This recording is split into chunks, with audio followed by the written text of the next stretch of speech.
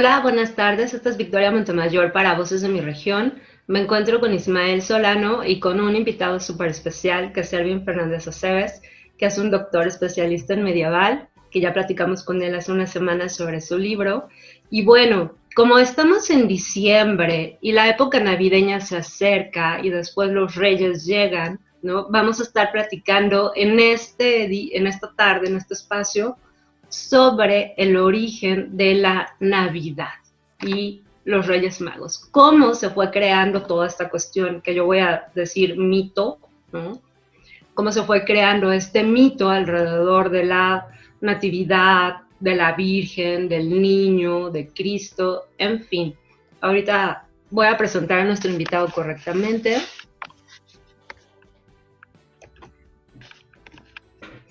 Ervin Fernández Aceves es un medievalista historiador que trabaja en docencia e investigación. Actualmente realiza una estancia postdoctoral como investigador asociado en la Universidad de Lancaster. Su trabajo se enfoca sobre sociedades mediterráneas, historiografía italiana y diplomática medieval. Recibió su licenciatura en Ciencias Políticas y Administración Pública en la UNAM. Se graduó de la Universidad Centroeuropea en Budapest, obteniendo una distinción en la doble maestría en Historia Comparada y Estudios Medievales Interdisciplinarios. Realizó estudios de doctorado en la Universidad de Leeds, por los cuales recibió una beca de CONACYT en el extranjero. Obtuvo el grado de doctor en Historia en 2018. Fue investigador visitante en el Instituto de Investigación de Artes y Humanidades de Leeds y becario premiado en la Escuela Británica de Roma. Su más reciente libro, Contia Nobility Norman Italy, fue publicado este año por la casa editorial Bloomsbury. Así que, Ervin, muchas gracias por estar nuevamente con nosotros en este espacio dedicado a estas cuestiones medievales que tanto te apasionan. No, muchísimas Bienvenido. gracias a ustedes de nuevo por ofrecerme el espacio y la oportunidad de charlar y conversar sobre estos temas tan interesantes. Bueno, oye, mira, que estaba ayer pensando cómo vamos a iniciar esta entrevista, ¿no? ¿De dónde partir para tratar de entender toda esta cuestión que se ha creado del 25 de diciembre, de los Reyes Magos en enero, ¿no? Y esta imagen de la Madonna con el bambino, ¿no? De la Virgen con el niño, y todas estas cuestiones pictóricas que se han desarrollado en el arte. Y se me ocurrió empezar por el Génesis, ¿no? Y hay una imagen, Ismael, ¿la vas a poner? Bueno, ahorita en lo que Ismael pone la imagen de la creación, a mí me llama mucho la atención cómo la Biblia describe este Génesis, ¿no? Y en el Génesis, y el Espíritu de Dios se movía sobre las aguas, ¿no? Y estaba el caos y todas estas cuestiones que a los que son protestantes o que son católicos o religiosos o simplemente que les gusta leer la Biblia, saben perfectamente cómo empieza el Génesis, ¿no? Y algo que a mí me llama mucho la atención es cómo también, si nosotros nos vamos a las metamorfosis de Ovidio, en Ovidio encontramos una imagen semejante de caos, ¿no? Y de estas cuestiones que de repente surge el mundo, o la edad dorada, por ejemplo, que puede coincidir con el paraíso en la tradición judeocristiana. Y este es un mosaico, bueno, no creo si es mosaico o es un platito de renacentista Giovanni di Paolo, y en él observamos la creación. Ahí está del lado derecho y del lado izquierdo está la expulsión del jardín del Edén, ¿no? Y me parece que ahí es donde empieza la religión, bueno, no donde empieza, pero donde surge toda esta creencia en una divinidad, en Dios como creador, ¿no? Y cómo incluso a Dios se le ha llamado el gran poeta porque crea con la palabra, ¿no? La poiesis, poesía, la creación. Y quizá algunos de ustedes digan, ah, sí, la creación de Miguel Ángel, ¿no? Pero bueno, esa es renacentista y todo el mundo la conoce, ¿no? Y me parece que somos pocos los que podemos llegar a esta bella imagen, a esta bella pintura, donde se aprecia la expulsión del paraíso. Y entonces no sé, Erwin, si tú vas a estar de acuerdo conmigo en que durante la Edad Media surge también una literatura religiosa, ¿no? Y alrededor de esta literatura religiosa pues también se dan manifestaciones artísticas como los vitrales en las catedrales, ¿no? Y eso sin contar las pinturas medievales, por ejemplo. Y como también durante la Edad Media, en este periodo de la literatura, digamos, se habla de estos dos grandes, te repito, yo lo voy a mencionar como mito, ¿no? El mito de la caída y la redención, ¿no? Y alrededor de la caída y la redención se va a construir la religión católica. Entonces... Sí, esto que llamas mito, que otras personas podrían llamar religión y viceversa, son narrativas. Y es importante precisar que la idea, o mejor dicho, los imaginarios que tenemos de la cristiandad, obviamente adoptados y cristalizados institucionalmente por las religiones, por la católica y posteriormente por otras confesiones cristianas, no son el resultado de una creación inmediata, como quizá la historia del Génesis, ¿no? Se abra una palabra y la palabra fue siempre y la palabra se manifiesta. El caso histórico social es más complejo.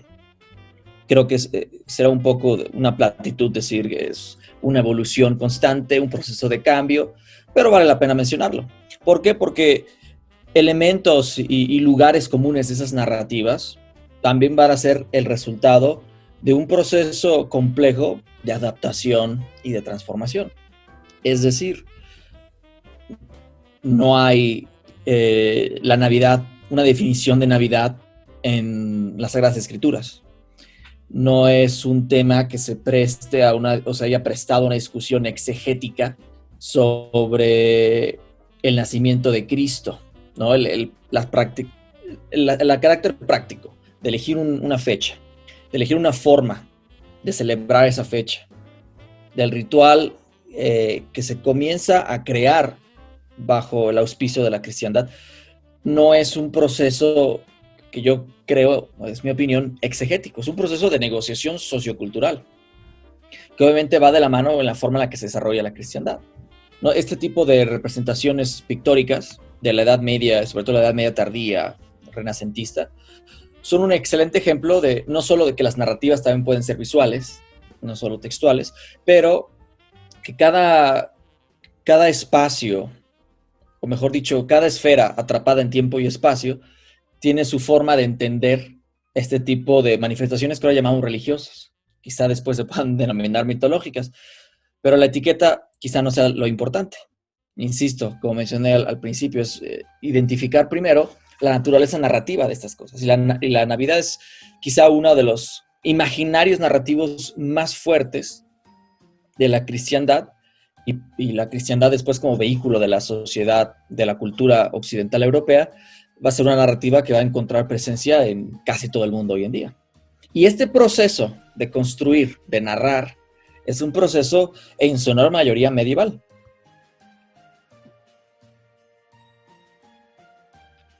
Oye, esto que estás mencionando sobre narrativas, adaptación y transformación, me parece muy interesante, ¿no? Porque efectivamente es una narrativa, ¿no? Es una explicación quizá, yo también creo que va en función de explicaciones, de búsqueda, ¿no? Y en este caso de consolidar la religión católica.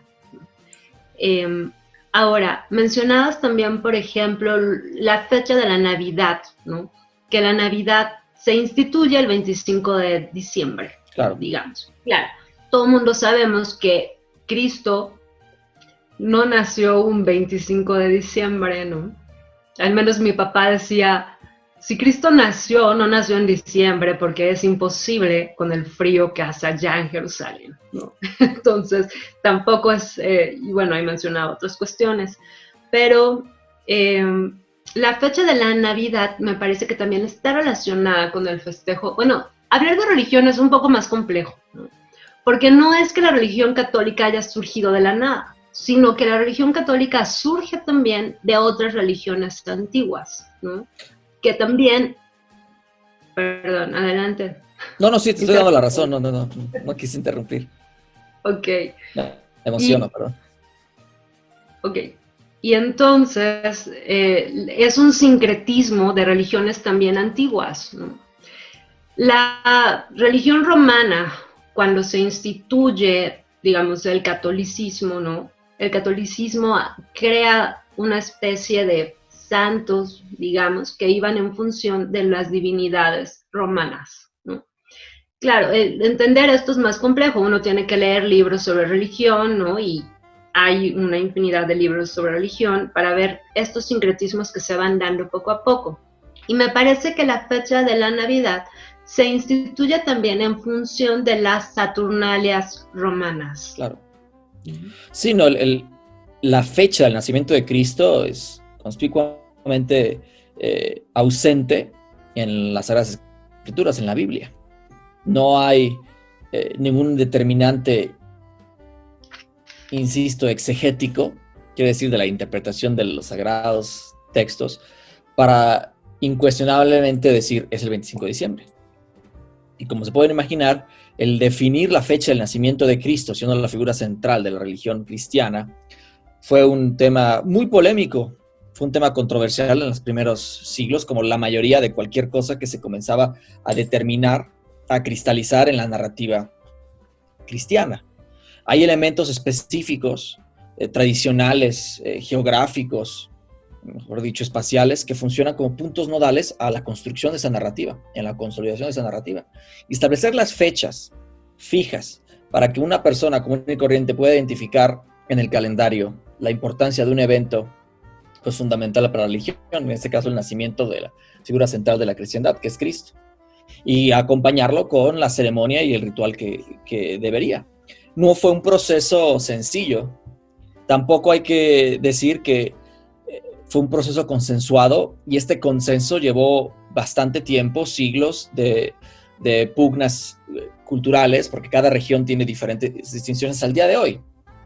¿No? La tradición ortodoxa, por ejemplo, es un excelente ejemplo de la herencia de este proceso de negociación cultural. ¿No? La fecha más importante para el nacimiento de Cristo no es el 25 de diciembre, es el 6 de enero. ¿No? La Epifanía se reconocía ya desde tiempos medievales en las iglesias orientales, en la cristiandad oriental, como la fecha importante.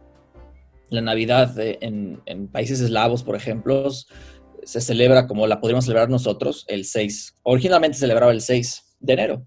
Ahora, vale la pena mencionar, quizá como paréntesis, ya la impresión de lo que es la Navidad y la consolidación del 25 de noviembre, perdón, del 25 de diciembre, tiene que ver con otro proceso no necesariamente religioso, pero sí de económico y de globalización. Que eso podría ser tema de otro momento, pero sí vale la pena mencionar que quizá hoy en día las impresiones que tenemos del 25 de diciembre como la Navidad no es necesariamente el resultado heredero de los procesos medievales. Ya ha habido muchísimos cambios, por ejemplo, la figura de Santa Claus en Japón, o el hecho de que por la comercialización el 25 de diciembre se celebra también en países orientales, en Europa. Pero bueno, eso es harina de otro costal. Efectivamente, en ese proceso de negociación, el 25 de diciembre se consideró una fecha inteligente para identificar como el nacimiento de Cristo por el equivalente que tenía con otras festividades de corte religioso romano, que ya en retrospectiva llamamos pagano, ¿no? Pagano en la otredad de la cristiandad consolidada en el seno de la cultura y del Imperio Romano. Y la Saturnalia era una celebración sin duda importantísima. Y no solo para la cosmología romana, ¿no? Tiene obviamente implicaciones cosmológicas previas, ¿no? El celebrar los solsticios son momentos fundamentales en cualquier sociedad. Yo diría que puede ser una constante en muchas religiones, ¿no? El identificar el ciclo cosmológico, identificar la posición del sol, era para ellos, como lo son los puntos nodales narrativos, eran formas de aproximarse a su realidad.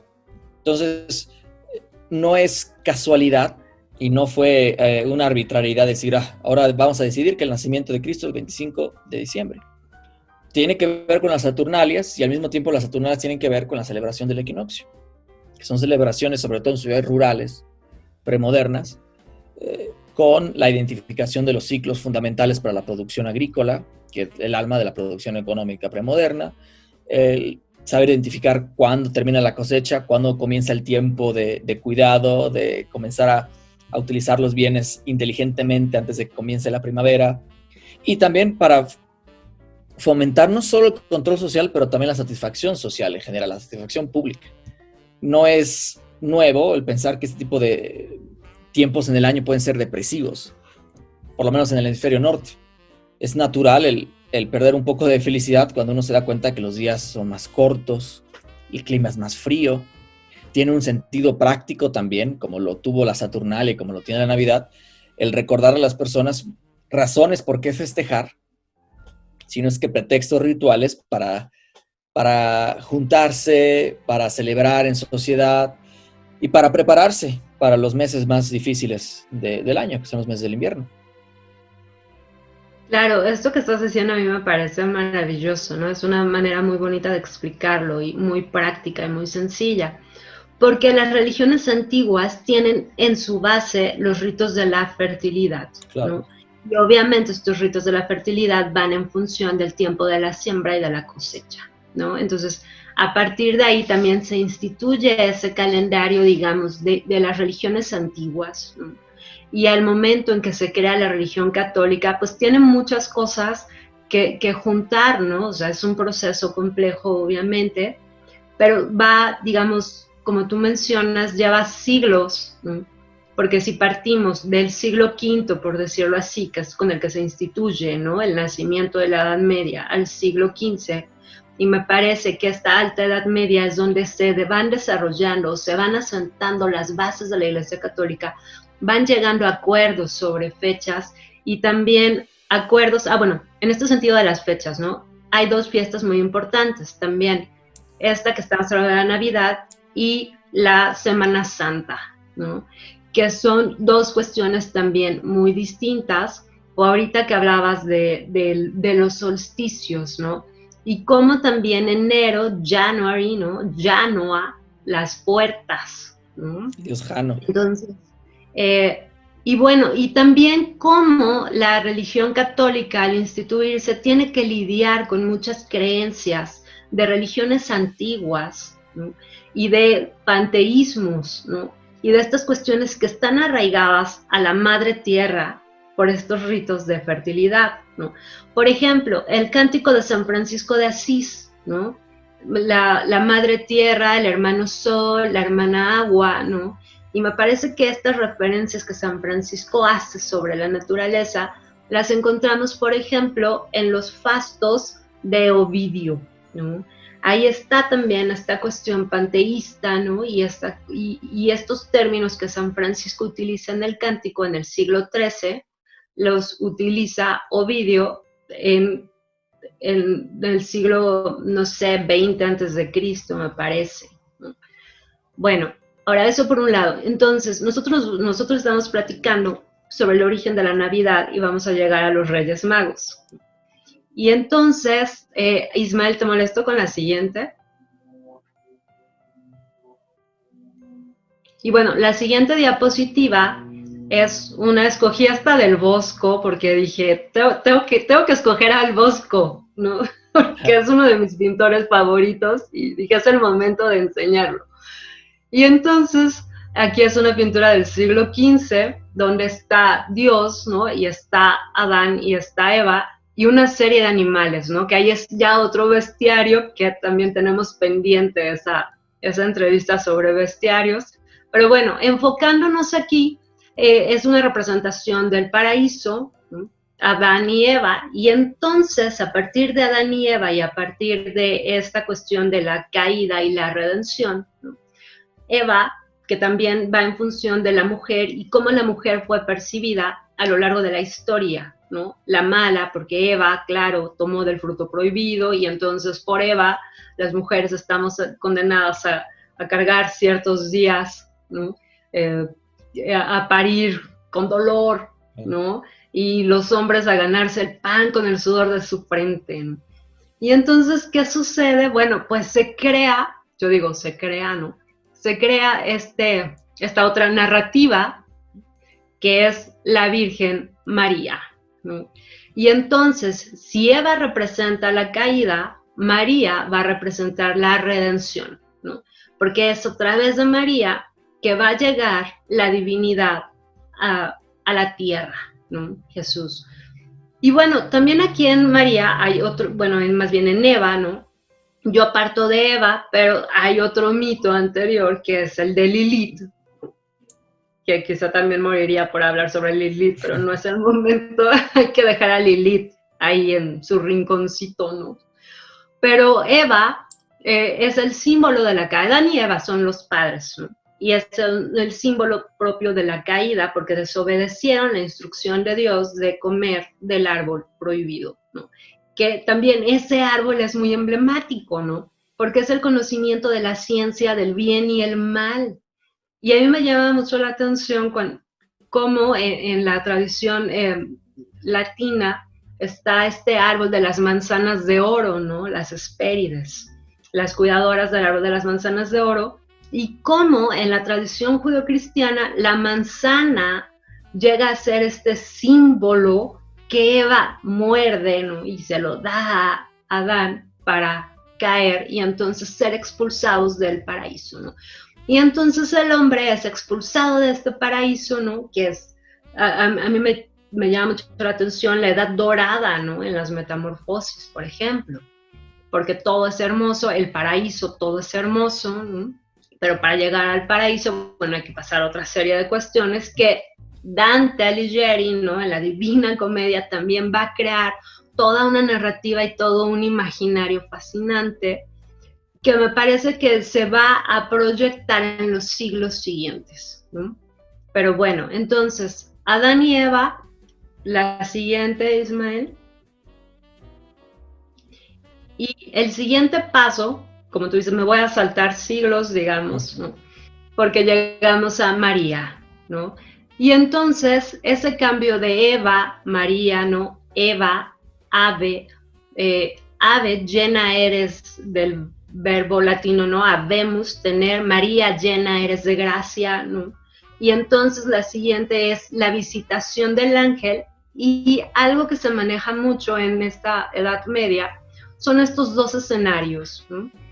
Nuevamente la expulsión del paraíso del lado derecho y del lado izquierdo la anunciación, ¿no? Y en ese sentido, Santa María, Madre de Dios, llena eres de gracia, ¿no? Y todas estas cuestiones que se van a ir, que se forman.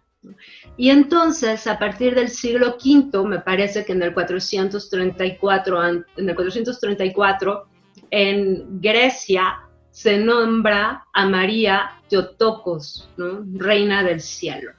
Entonces, a partir de ahí, se instituye lo que da vida a la religión católica, que es el culto mariano, ¿no? Y el culto mariano, por ejemplo, que se va a ver reflejado en diversos escritos también de la Edad Media, hay uno en particular en la lengua española, que son los milagros de Nuestra Señora, ¿no? De Gonzalo de Berceo. Y como en estos milagros de Nuestra Señora, pues su nombre lo dice, Gonzalo de Berceo, que es un fraile que se dedica a recopilar todas estas, voy a decir, leyendas sobre la Virgen y los milagros, ¿no? Junta 25, me parece, que también van a ir en función de los distintos nombres de María, ¿no? Estela, estrella de mar, bueno, es lo único que me acordé, ¿no? Y va recapitulando todas estas cuestiones, por ejemplo, de cómo la reina, María, salva a los pecadores, ¿no? Salva a los peregrinos, cómo salva a las monjas, ¿no? Que ese también sería otro tema, ¿no? De cómo las monjas salen embarazadas y entonces la Virgen llega a socorrerlas, ¿no? Entonces, bueno, en esta cuestión de María, quizá vamos a detenernos un poquito. No sé qué quieras comentar, Erwin. Sí, no, el desarrollo del culto mariano es obviamente otro proceso complejo, pero que tiene que ver con que podría tener que ver con una herencia precristiana, incluso que antecede o juega paralelamente a la herencia judeocristiana, ¿no? Se han establecido muchísimas comparaciones ya y estudios analógicos de las relaciones entre el culto a Isis, por ejemplo, y el culto a María, hasta qué punto hay una herencia semítica, mítica en la idea de María, en el desarrollo de la cristiandad, de Ana, o la madre de madres, que etimológicamente en el proto-indoeuropeo Ana tiene que ver con la raíz de madre. Por eso incluso en algunas tradiciones de la cosmología celta, se habla, en Irlanda en particular, se habla de los hijos de Dana, como la generación de las divinidades que descieron a la humanidad.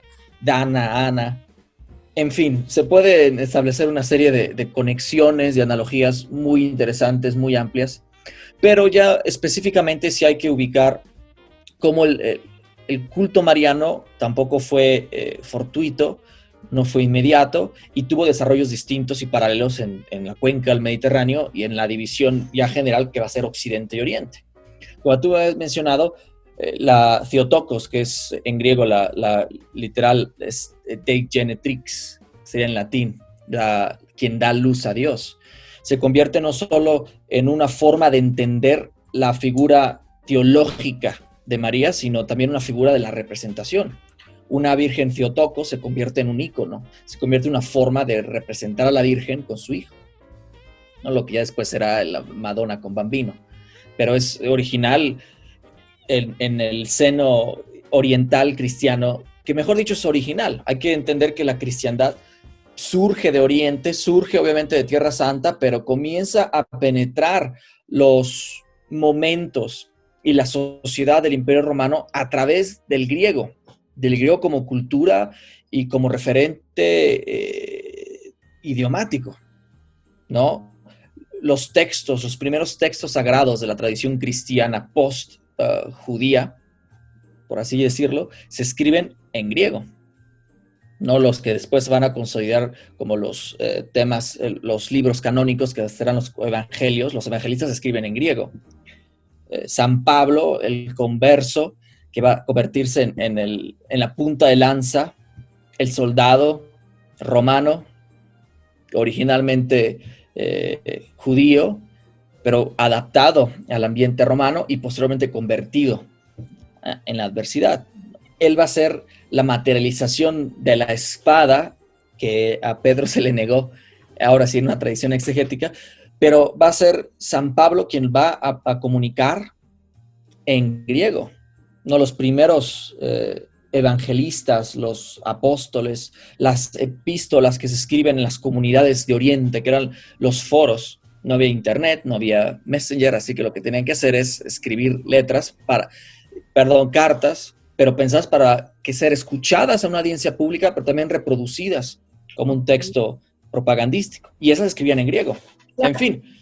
Ahorita nos detenemos un poco en ese tema del griego, perdón que te interrumpa. Sí, no. Y es por eso que la figura de Theotokos tiene que ver con no solo con la conexión mediterránea, tanto judeo-cristiana, semítica como indoeuropea, pero también como posteriormente, a través de los siglos medievales, hay que recordar que la Edad Media son 1000 años, pueden imaginarse el sinnúmero de variedades regionales y de cambios que se pueden dar en 1000 años.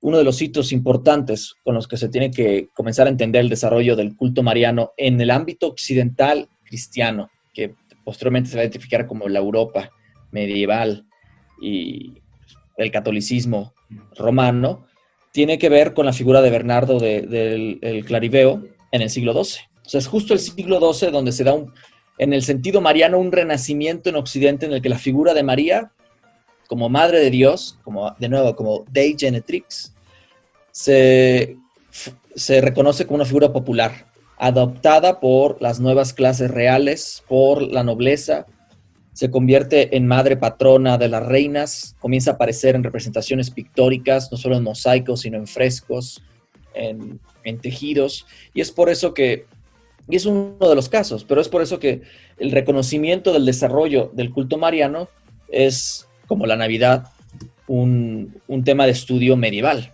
por toda la complejidad que implica hablar de cómo en diferentes regiones fue adoptándose y la popularidad que desarrolla la Virgen María. Como muchos de los santos, ¿no? Uno puede identificar momentos de popularidad y momentos de decline, decadencia para diferentes cultos, diferentes personalidades, diferentes figuras religiosas. Sin duda la Virgen María fue una de las más importantes, pero no siempre fue la figura fundamental o la más popular en el imaginario cristiano. Por lo menos en la Edad Media occidental y en la cultura occidental en general, es a partir no de la antigüedad tardía o de la alta Edad Media, sino ya del siglo XII posterior. Sobre todo también por la influencia que tiene el Reino de Sicilia. Me gusta siempre meter la cuchara del Reino de Sicilia, pero uno puede identificar al Reino de Sicilia entre muchas cosas, como el canal de comunicación cultural que se establece con el Oriente, con el Imperio Bizantino, aunque estuvieran en guerra, para comenzar a adoptar formas e íconos orientales griegos y normalizarlos en el ambiente occidental. Y obviamente los contactos que tiene Sicilia con el resto de la península italiana, con Francia, con Inglaterra, se convierten también en vehículos de esa transmisión. No es que solo haya sido Sicilia un elemento para popularizar el culto mariano, tampoco fue nada más Bernardo del Claribeo, pero son diferentes ejemplos de cómo esto, como mencioné desde el principio, es el resultado de un proceso de narrativas, en el que se inventa, en el que se negocia, en el que se recuenta, y en el que se tienen que identificar puntos nodales que permiten afianzar la historia, popularizarla y transmitirla. La fecha del día de Navidad es uno de ellos, la figura y el ícono de la Virgen María, primero como Theotokos, después como Dei Genetrix, son estos puntos nodales que ya hoy en día podemos identificar como importantes porque cuentan, o mejor dicho, son las columnas de una historia contada que casi todo el mundo conoce. Exacto. Y bueno, este cuadro, por ejemplo, es un cuadro de Leonardo da Vinci, ¿no? Que hace otra vez el tema de la Anunciación, y es del siglo XV, ¿no? Entonces, ahorita que estabas comentando cómo la imagen de la Virgen se fue formando y fue adquiriendo popularidad e importancia, ¿no? También cómo la Iglesia utiliza todas estas manifestaciones del arte, ¿no? Para poderla colocar, digamos, ¿no? Como Theotokos.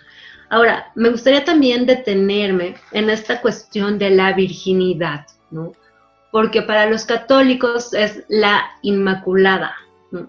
La Virgen, punto, no hay más, ¿no? Sin mancha, pura. Exacto, ¿no? Y entonces, también en las religiones antiguas, ¿no? Se hace alusión, por ejemplo, en la budista, ¿no? Que Buda, me parece, o no me acuerdo si Krishna, algunas divinidades hindú, nacen de una virgen, ¿no? Y que también tiene que ver con las religiones antiguas de los semidioses. Por ejemplo, Eneas, ¿no? Hijo de Venus y de Anquises, ¿no? Y entonces, en este caso, Jesús es el Hijo de Dios, ¿no? Que es anunciado por el ángel, y el Espíritu Santo en forma de palomita, ¿no? Y entonces María da a luz inmaculadamente, ¿no? Entonces también cómo es necesaria para la construcción de María, ¿no? De esta divinidad, esta palabra virgen, ¿no? Que ha hecho ruido y hoy más que nunca, ¿no? En todos los aspectos. Sí, no, obviamente hay un elemento de moralizante que también se desarrolla durante los siglos medievales, que va a mezclarse, imbuirse con las narrativas previas, como mencionamos el ejemplo de la Navidad, narrativas previas para identificar eventos fundamentales, para identificar figuras icónicas, para identificar prácticamente las prioridades y la serie de creencias con las que se va a establecer un sistema de creencias, valga la redundancia, que es una religión. Sí, es una discusión, y no solo en términos de historia medieval, es una discusión teológica y lo fue durante los siglos medievales y lo sigue siendo ahora, como también lo fue durante los años del protestantismo, que hay un renacimiento de toda la discusión y la controversia exegética a un nivel que no se veía desde los siglos 3, 4, 5, ¿no? La transición de la cristiandad primitiva a la cristiandad institucionalizada y generalizada bajo el Imperio Romano y la cultura griega, pues también conllevó a sin número de discusiones. La Trinidad es otro ejemplo, ¿no? Es el resultado de un proceso de negociación y hasta cierto punto también de imposición. Pero al momento en el que se sientan un grupo de personas y se ascriben cierta autoridad para definir qué es lo correcto en un cuerpo de creencias, es cuando uno tiene que entender que agendas políticas, ideológicas, van a obviamente permear en todo este cuerpo. La idea del culto mariano, por supuesto que es el resultado de muchos de estos cuerpos de valores, series de creencias que, aunque tengan que ver directamente con la cristiandad o no, aunque no tengan que estar escritas en la Biblia o no, van a impactar en la forma en la que se presenta una figura, se presenta una construcción narrativa, y esta se va a imponer. Yo creo, y eso no soy un experto en teología medieval, por mucho que me guste el tema, pero eso tiene que ver con la función ideológica que va a cumplir la religión como un mecanismo ideológico de control social, ¿no? La forma en la que, a través de la representación pictórica, de la representación textual, del vender figuras religiosas, el vender un evento religioso, siempre analógico, ¿no? El fruto prohibido, que se puede representar como algo que parece una manzana, tiene que ver también la forma en la que el subtexto lo presenta el acto prohibido del conocimiento del sexo. Igualmente, el vender la idea de la Virgen María como arquetipo de feminidad en la cristiandad sirve de vehículo para entonces implantar una serie de valores, ¿no? Uno de ellos es justamente la conceptualización de la femineidad a través de la Virgen María. ¿Qué es lo que una mujer debe o no debe de hacer? ¿Qué es lo que a una mujer se le puede reprochar o no en función al estándar máximo de feminidad? Y en este caso, en el caso de la cristiandad, la Virgen María, el culto mariano, se convirtió en un vehículo importantísimo y potente para vender la idea de qué es lo que debe hacer una mujer. Claro, no, sí, por supuesto, ¿no? Ahorita que lo estás explicando de esa manera, me queda más claro todo esto. Y también cómo la Virgen María es un motor, como lo dices tú, de esta construcción de la dama cortés medieval, ¿no? De esta idealización de la mujer en todos los aspectos, ¿no? Bueno. Otro ejemplo es el color, ¿no? Es otro tema que daría para otras horas y otro programa, otra sesión, pero tomando el ejemplo de la Virgen María, ¿no? Uno puede darse cuenta de los frescos, de las pinturas tardomedievales, renacentistas. La Virgen, igual que Eva, o en la ilustración que habías puesto anteriormente, son blancas, blancas. Incluso el color se distingue un poco del de Adán, que es blanco, pero no blanco brillante, como el que vamos a ver no solo de la Virgen María, de Eva, de Magdalena. Eso es solo un ejemplo de cómo también la percepción de la belleza, de la estética, incluso del fenotipo, se empaca en estas construcciones narrativas y se vende como figura, y se presenta o se impone como figura religiosa, ¿no? No solo la virginidad, el carácter inmaculado, la pureza, pero también cómo se vincula la pureza con el color. Y eso va a tener un impacto no solo en un sistema de dominación de la mujer, en cómo se impone la cultura occidental y religiosa en el resto del mundo, pero también un impacto racial, un impacto en cómo la ideología religiosa también funcionó o sigue funcionando hasta cierto punto como vehículo para vender una idea de bueno y malo en función no solo a la estética, sino a la identidad racial. Claro, efectivamente, ahorita que lo mencionabas, ¿no? La dama cortés medieval idealizada, blanca, ¿no? Como en las pinturas que estamos viendo. Y también así, delgaditas, sutiles, ¿no? Con el cuello alto, con la nariz recta, con labios delgados. Entonces, toda esta idealización de la mujer durante la Edad Media y que va a cambiar en el Renacimiento, ¿no? Y no dejan de ser mecanismos de control social, de corte Por ideológico. supuesto, por supuesto. Una interpretación exegética de la Virgen María, una forma de visualizarla como un ícono, de pintarla en un fresco. Es una forma también de poner un control sobre el comportamiento. Vaya. Hablar de virginidad, de lo inmaculado, de la cuestión estética de su representación visual, del color de la piel, que sea blanco o puro. Todo esto, aunque pueda ser justificado en términos de interpretación ideológica, uno puede decir, bueno, es blanca porque es la forma en la que se representaba la idea de la inmaculada. Inmaculada literalmente significa sin mancha, y ¿qué es lo más mancho que lo blanco? Es una justificación conceptual, casi semántica, pero no deja de tener un impacto en la forma en la que se controla el comportamiento de los individuos y de la colectividad. En este caso, con el ejemplo de la Virgen, de las mujeres, ¿no? El control sobre el cuerpo femenino tiene que ver con el control de cómo se debe de visualizar, cómo se debe de imaginar, y qué es lo que debe de respetarse en una mujer y qué es lo que no. Uh-huh.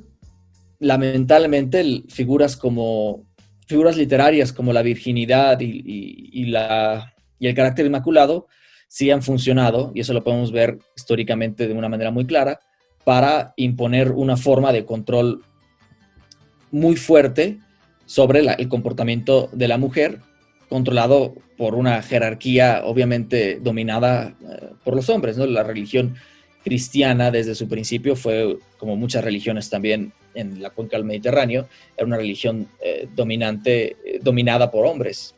Uh-huh.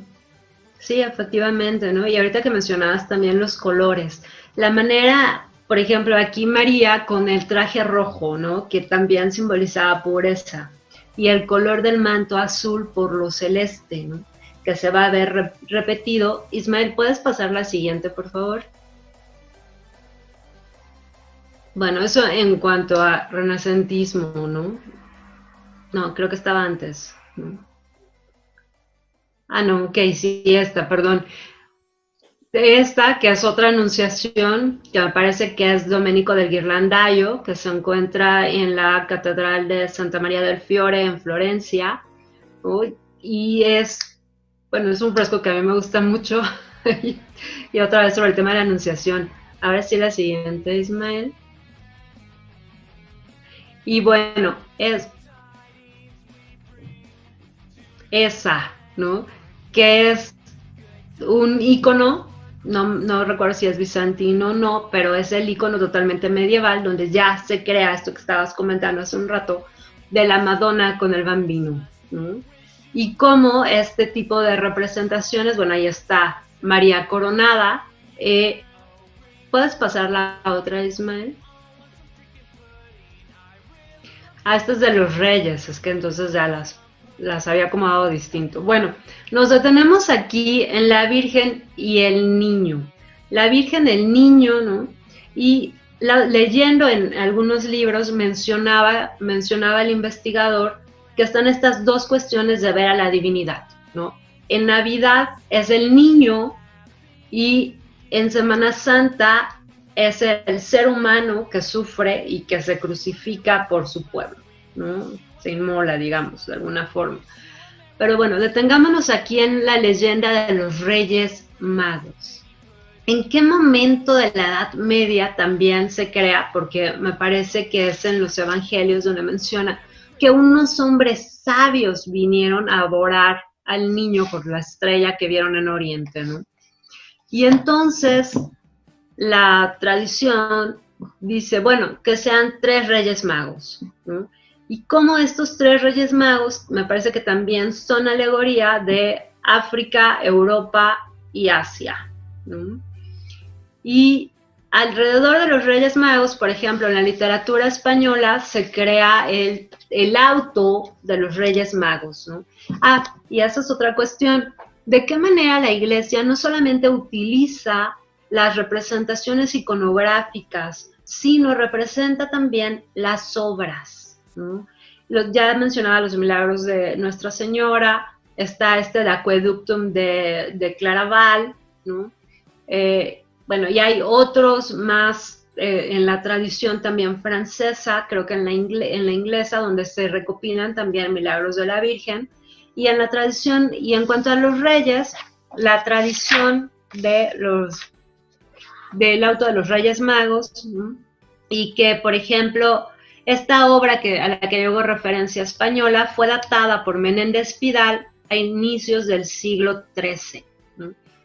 Y es un texto que al parecer se da entre 1200 y 1210 y habla de también los reyes, ¿no? La Trinidad, ¿no?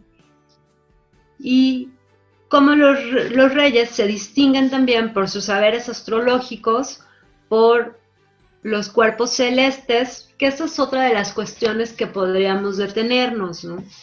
¿De qué manera la observación del cielo, la observación de los astros, se va a convertir en un referente para crear todas estas narrativas?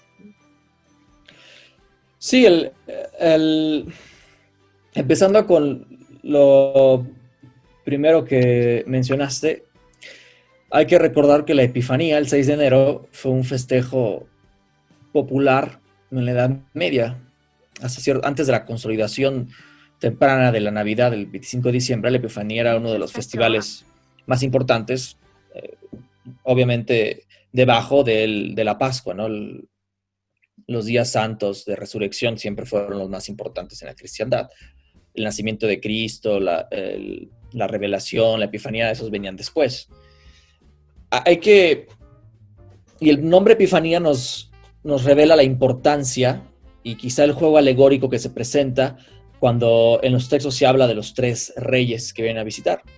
Ya lo habías mencionado, ¿no? Que pueden ser la representación alegórica, cada uno de los reyes de los tres continentes, de los tres grandes mundos. Ahora, ¿qué es Epifanía? La Epifanía es revelación. Realmente el día de la Epifanía, el 6 de enero, es una teofanía, en el sentido que es la revelación de Dios, de la encarnación de Dios. Pero no es la encarnación de Dios el día que Jesucristo nació, sino el día en el que se presentó ante el mundo. Y ese es, creo yo, en esencia, el papel que juegan los tres reyes magos en la conmemoración del 6 de enero de la Epifanía. Es cuando el mundo no puede saber que Dios ha encarnado hasta que no el mundo lo vea, ¿no? Es el rendir testimonio en primer nivel, en primera ocasión del mundo, ve al Hijo de Dios encarnado. Entonces esa es la importancia, yo creo, de la figura de los Reyes Magos, como figuras santas, como figuras centrales en uno de los días más importantes. Por eso, hasta en México, al día de hoy, existe, por lo menos desde la religión católica, existen muchos eventos, celebraciones comunitarias, populares, en función alrededor de la idea de los reyes. Creo que es en Los Reyes, el Estado de México, ¿no? Cuando uno va saliendo para Puebla.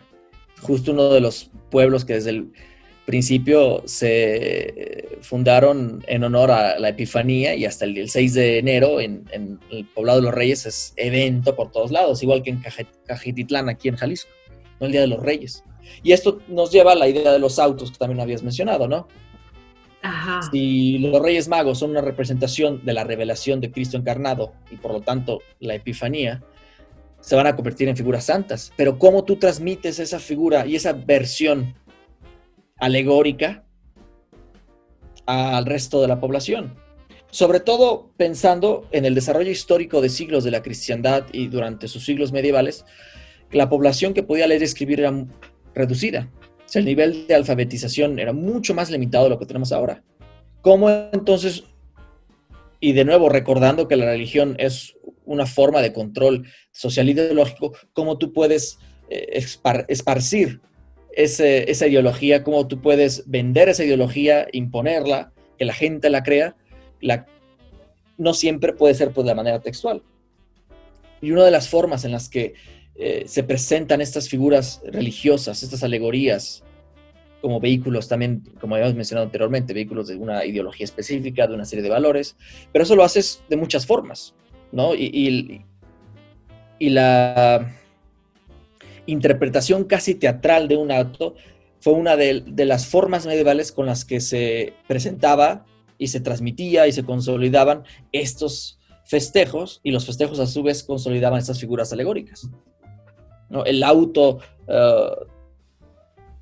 sacramental de los Reyes Magos en Epifanía, que yo creo que todavía, tanto en Cajititlán como en Pueblo de los Reyes, ahí en el Estado de México, se puede ver, es una forma en la que cualquier persona, sin que tenga que leer y escribir, puede impresionarse al ver la representación física de los tres reyes, de José, de María, del niño Dios.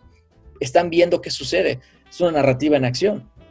Hay que recordar que este tipo de representaciones, tanto el ícono como la figura, la pintura y el auto sacramental, va a ser la forma en la que las personas, el pueblo en general, la población en general, puede realmente entender, experimentar y transmitir estas figuras religiosas, estas figuras narrativas religiosas. Por eso es que al día de hoy en México se celebra tanto la Navidad como el Día de Reyes. Creo que hasta hace poco, y era un lugar común aquí en Guadalajara, decir que si uno tenía un papá del DF y una mamá de Guadalajara o viceversa, le tocaban regalos dobles, porque en Guadalajara se celebraba más el 25, se daban los regalos el 25 de diciembre y en el DF el 6 de enero. Pero esto no se puede, este tipo de tradiciones no hubieran podido sobrevivir y presentarse todavía en el siglo XXI tan profundamente ancladas en la sociedad si no existieran series de mecanismos con que la gente puede seguirlo, experimentarlo, vivirlo, recordarlo. Y casi siempre, no digo casi siempre, pero no solo se limita a lo textual. Y en su mayoría, sobre todo en sociedades premodernas con bajo nivel de alfabetismo, de alfabetización, se depende muchísimo de cómo se presenta el evento, cómo se ritualiza la historia, con figuras, con una representación teatral, con imágenes. Es como la gente lo aprende. Y lo ha aprendido desde hace siglos. Ahorita que estás mencionando esto, ¿no? Y de la manera en que festejamos el 6 de enero aquí, bueno, me acordé de la rosca, ¿no? Que creo que es el momento que varios esperamos, ¿no? Que llegue enero para poder comer la rosca con el chocolatito caliente, ¿no? Entonces Claro. ahí hay otra. Y la verdad, ¿Cómo? no sé mucho sobre la rosca. Yo supondría que también la rosca tendría un origen sacramental, ¿no? Pero quizá tenga un origen medieval. Eso sí lo desconozco. Me queda de tarea. Bueno, eso habrá que investigarlo, ¿no? Porque ya ves que también dicen que el origen es de las cuestiones mestizas aquí en México, ¿no?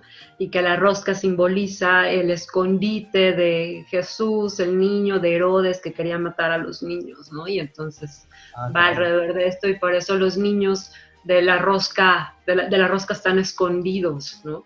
Y claro, ahorita también ya la mercadotecnia funciona en cuanto a las roscas de mil maneras, ¿no? Ismael, la sí, no, ahora siguiente. ya son roscas rellenas de crema chantilly o que le ponen. O sea, ya.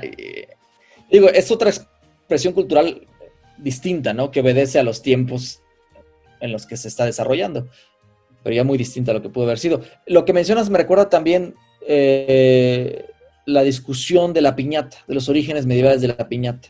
No, creo que todo el mundo ha escuchado que la piñata es una representación de los 7 pecados capitales, por eso tienen sus 7 picos, y uno celebra la Navidad o las fiestas del Advento, previas a la Navidad, lo que llamamos aquí posadas, destrozando los 7 pecados capitales.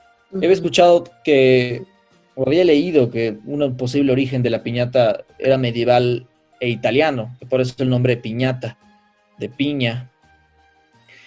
Pero son ese tipo de temas muy interesantes, pero de los que no se tiene una respuesta, pues casi todo en la historia, no se tiene una respuesta absoluta, no tiene que estar navegando de teoría en teoría. Pero la piñata es otra de esos elementos tan icónicos de la Navidad, sobre todo la Navidad en México, que tiene también orígenes, y es muy posible que tenga orígenes medievales, y no necesariamente solo de España, sino que nos abre de nuevo a toda la dimensión mediterránea de la cultura latina, de la que pues provenimos como hispanohablantes.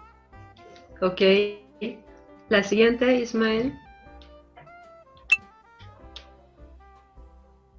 Y bueno, esta que es la adoración de los magos de Botticelli, ¿no? Y hablando de estas cuestiones del arte y de cómo el arte también funciona como vehículo, ¿no? De narrativas. Bueno, pues esta es una de las pinturas más icónicas de Botticelli, ¿no? Aparte del nacimiento de Venus o de la primavera, que el mismo Botticelli se retrata, ¿no? Está ahí con una batita naranja viendo hacia el espectador. Y claro, esta obra la manda a pedir Cosmo de Medici, ¿no? Que es el que está ahí a los pies del niño, y atrás está la familia Medici adorando, pues adorando al niño, ¿no? Ah, y también se me pasó comentar la fiesta, por ejemplo, italiana, ¿no? La de Ferragosto, que es el 15 de agosto, festeja también a la Virgen María, ¿no? Es la ascensión de María, ¿no? Entonces ahí hay otra de las fiestas. Y a ese respecto, pues aquí en México, ¿no? Claro, ya entraríamos a otros terrenos también, pero en México es el 12 de diciembre y es la Virgen de Guadalupe, ¿no? Pero ya, estos son otro tipo de cuestiones totalmente muy distintas. Y esta es una pintura también del siglo XV, renacentista, ¿no? Eh, Ismael, la siguiente. Y hablando lo que comentábamos, volviendo al tema de la Madonna, ¿no? Por ejemplo, esta es de El Perugino, la Madonna del Perugino con el bambino, y otra vez está este color rojo con azul y esta pose de la Madonna que va a ser representada, por ejemplo, en la siguiente, Ismael. Bueno, va a ser retomada por Da Vinci, va a ser retomada por Rafael, va a ser retomada por varios pintores renacentistas o barrocos, ¿no? Y estas dos a mí me gustan mucho, son de Da Vinci, ahí están las fechas, la Virgen del Clavel, Madonna Benoit, ¿no? Y la manera, bueno, el rostro de la Virgen, ¿no? Que es una jovencita que será 12, 14, 15 años, ¿no? Que está jugando con el niño ahí. Y las diferentes representaciones también que se han dado, que han surgido. No sé si quieras comentar algo, Erwin. No, que justo el, uno empieza a hacer una radiografía en la iconografía mariana y de la Navidad, y es cuando uno puede comenzar a identificar con mayor precisión los orígenes medievales y la importancia que tuvo la pintura y la representación iconográfica durante la Edad Media. Otro ejemplo es el pesebre. O sea, el pesebre no se menciona como tal en la Biblia. Y lo más probable, y de lo que sabemos por fuentes, es que la idea del pesebre navideño es de origen medieval, e incluso más tardío, del siglo XII, siglo XIII, y se identifica en la forma en la que lo representaba San Francisco de Asís. También identificando la figura popular de San Francisco de Asís como uno de los precursores de un reentendimiento del monasticismo, ¿no? De los mendicantes, el reaproximar la religión y el cuestionamiento de los valores cristianos ante las masas medievales, por así decirlo. Y uno de estos vehículos iconográficos narrativos fue el pesebre, la forma en la que San Francisco de Asís explicaba la natividad, el nacimiento a la población. Y uno de los símbolos del nacimiento de Cristo en su representación popular de la Navidad fue el pesebre. Y desde el siglo XIII, desde San Francisco de Asís, ya el pesebre, como la piñata y otras cosas, se han convertido en íconos casi inamovibles de nuestra impresión. Aunque seamos cristianos o no, como mexicanos por lo menos, sabemos que el pesebre siempre tiene que estar en una representación de la Navidad. Claro. En un nacimiento o una figura de luces en el Palacio Municipal, ¿no? Pero el niño Dios, María, José, el pesebre. Sabes que Joseph Campbell en su libro Tú eres eso habla, ¿no? De esta cuestión de cómo se va conformando el nacimiento, ¿no? Y Joseph Campbell menciona a la religión antigua, a la religión de Zoroastro, ¿no? Y cómo el burro y el buey representaban a divinidades antiguas, y en el pesebre estaba, bueno, anteriormente, ¿no? Estaba el niño Dios, María, José, el ángel, obviamente los magos, ¿no? Y estos dos animales simbólicos. Pero eso lo menciona Joseph Campbell. Ismael, la siguiente. Y esta es la Madonna de Rafael, ¿no? La Madonna del Cardelino. Y entonces también cómo en la iconografía aparecen todos estos símbolos y estas alegorías, ¿no? Porque aquí está Jesús y el que tiene el pajarito es San Juan, ¿no? Y entonces una de las interpretaciones es que San Juan le está diciendo a Jesús, esta va a ser tu pasión, ¿no? El pajarito va a simbolizar la pasión y la crucifixión, ¿no? Y entonces Jesús lo está tocando. Y bueno, si nosotros vemos esta Madonna de Rafael, quizá nos acordemos de las Madonas de Da Vinci, ¿no? Que no las puse porque también mucha gente las identifica, ¿no? Pero esta de Rafael me parece muy simbólica porque Rafael ahí ya está en esta idealización renacentista, ¿no? Que hay una idealización renacentista en Botticelli, por ejemplo, con el nacimiento de Venus, pero no se pierde esta belleza de la dama blanca, ¿no? Y si en la Edad Media era delgada, en el Renacimiento tiene formas, ¿no? Claro, eso hoy en día uno puede hablar con una persona común y corriente en México o en Estados Unidos, por ejemplo, y les cuesta trabajo cuando uno les explica el contexto histórico, cultural de hace 2000 años, ¿no? De lo que era Palestina bajo el Imperio Romano, el pueblo judío. Y muchas personas se impresionan, y a veces no lo creen, cuando uno le dice, no, es que tanto María como Jesucristo debieron haber sido morenitos, ¿no? O sea, uno trata de contextualizar el momento histórico y lo que parece evidente desde la historia, para muchas personas es casi impensable. Y es porque es el resultado de una larga trayectoria de vender estas imágenes, de vender estas historias, de una narrativa que se va desarrollando, pero se va afianzando con una columna textual, con una columna iconográfica, con otra de representación teatral. Por eso llegamos todavía al siglo XX, XXI, sobre todo con la importancia que tiene en el imaginario la pintura renacentista en el universo occidental. Es imposible para muchas personas imaginar a la Virgen María que no sea de este color, güerita, claro, blanca. Y la otra de las cuestiones que se me estaba pasando son las flores a los pies de María, ¿no? Que son los símbolos, no me acuerdo si es el lirio, el narciso, pero son símbolos de la Virgen, ¿no? Y el libro, que no recuerdo tan bien si está abierto en uno de los evangelios donde habla sobre el nacimiento o habla sobre la pasión. Pero bueno, este es Rafael. La siguiente son dos imágenes, son dos pinturas de Da Vinci también. Ah, no, este es el Cordero místico, ¿no?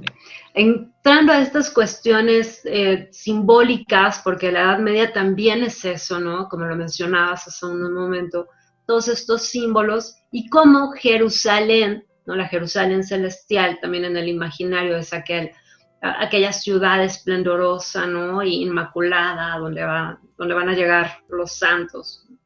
Y de qué manera también Jesús se convierte en ese cordero místico, ¿no? Este es de Van Eyck, este es del siglo XIV, me parece, no me acuerdo si finales del siglo XIV, inicios del XV, y en él está el cordero, y cómo en la misa es este cordero, ¿no? Este es el cordero de Dios que quita el pecado del mundo.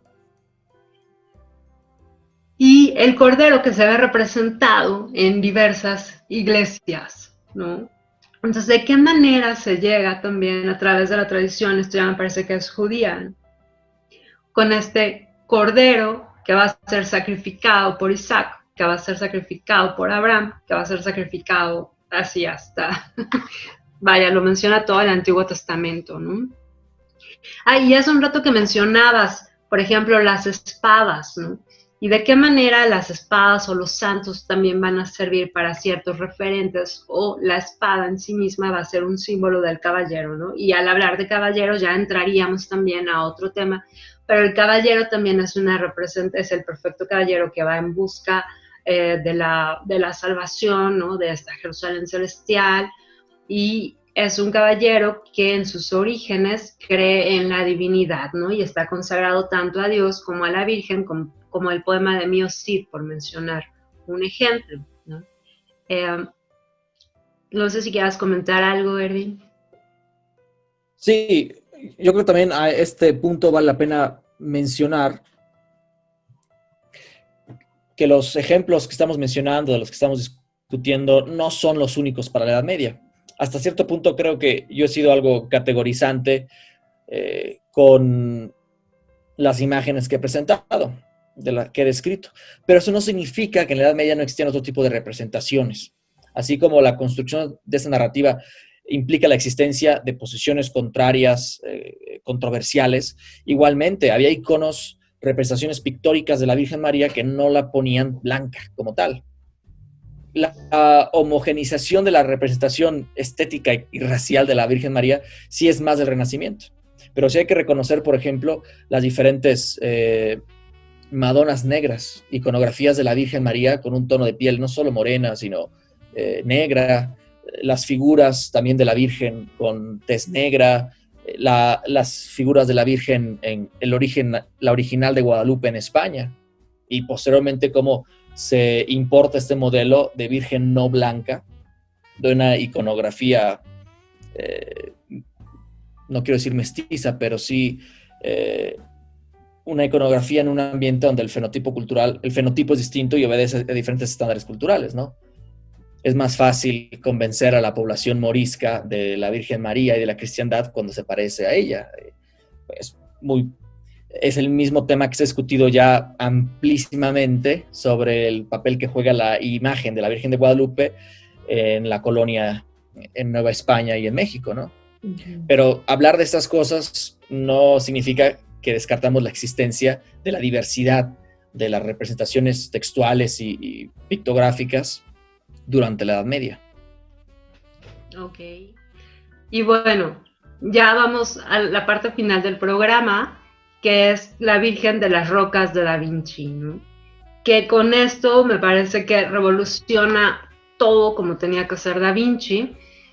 Un cuadro se encuentra en el Museo del Louvre y el otro se encuentra en la National Gallery, ¿no? De Londres. Entonces, y aquí ya entraríamos también en otros términos, ¿no? Está Jesús, está San Juan el Bautista, está el ángel, y es una especie de caverna, ¿no? Con otro tipo de vegetación.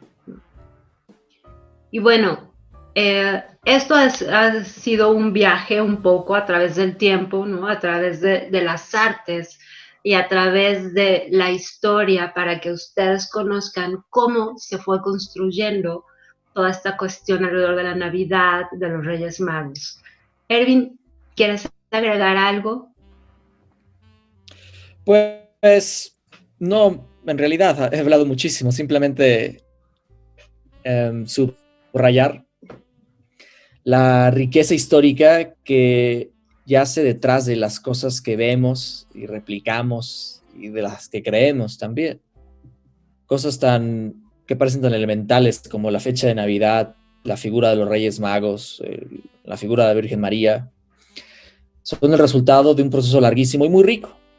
Y al margen de lo que creemos o no, al margen de nuestras creencias, de nuestra ideología, yo creo que sí vale la pena reconocer la riqueza, y yo esperaría encontrar un placer estético en ese reconocimiento, ¿no? De saber los siglos y siglos que tenemos detrás. Cuando vemos una pastorela, cuando vemos la representación del nacimiento, cuando rompemos una piñata, estamos realmente disfrutando, viviendo lo que son productos o manifestaciones culturales que han sido el resultado de momentos difíciles, de negociaciones, de conflicto, de herencia y de la importancia y del éxito finalmente. O sea, la historia de la cristiandad, al fin de cuentas, a pesar de todos los problemas que ha tenido y los problemas que tiene ahora, es una historia de éxito cultural. La forma en la que se ha manifestado, ha sido adoptada, ha sido impuesta, pero finalmente hablamos de casi 2000 años de una narrativa aún en construcción, que seguimos replicando, seguimos disfrutando, seguimos cuestionando. Yo no sé hasta qué punto en la historia esta quedará superada. No creo que a corto plazo lo sea, a pesar del impacto enorme que tiene la secularización en las sociedades modernas, pero seguimos siendo resultado, o mejor dicho, nuestras experiencias familiares, comunitarias, sociales, siguen siendo siguen estando influenciadas por siglos y siglos de de construcción narrativa, de íconos, de figuras, de analogías, de cosmologías. Y somos lo que somos y vivimos lo que vivimos en parte gracias a toda esta historia. Pues muchas gracias, Ervin. Ahora no te dejé hablar, Ismael. ¿Tienes alguna pregunta, algún comentario? Pues nada más un comentario para cerrar.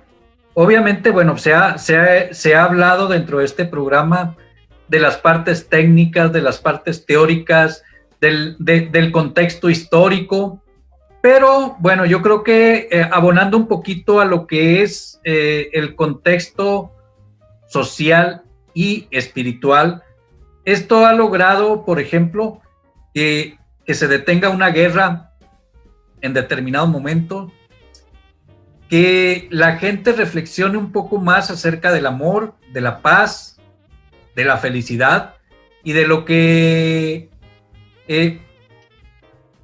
muchas veces perdemos de vista en el transcurso del año y que obviamente lo han aprovechado muy bien los de mercadotecnia, las cuestiones comerciales, ¿no? Y que mucha gente se pone un poquito en contra al respecto. Pero yo creo que abonando a esto, nos da un momento de reflexión en cuanto a lo que tenemos que hacer bien, en cuanto al amor por la familia, por el prójimo, y que finalmente yo creo que para mí esto es lo mejor o la mejor representación que nos da la Navidad. Claro, se nos estaba olvidando hablar del amor, mucha Navidad y religión, pero por supuesto. Bueno, pues de verdad, Ervin, muchas gracias por esta entrevista. Yo la disfruté muchísimo, espero que nuestro público la haya disfrutado igual que nosotros. Ismael, te dejo cerrar. Bueno, pues igual, pues siempre un placer escucharles. Se aprende mucho de todo lo que de lo que nos comparten. Y bueno, pues esperamos que nuestro público también lo haya disfrutado. Y bueno, pues obviamente este programa que es en referencia a la Navidad, pues no podemos cerrar el programa sin decirles a todo nuestro público una muy feliz Navidad. Y recuerdan, síguenos aquí por Voces de mi Región, la voz de la cultura en Chihuahua. Feliz Navidad.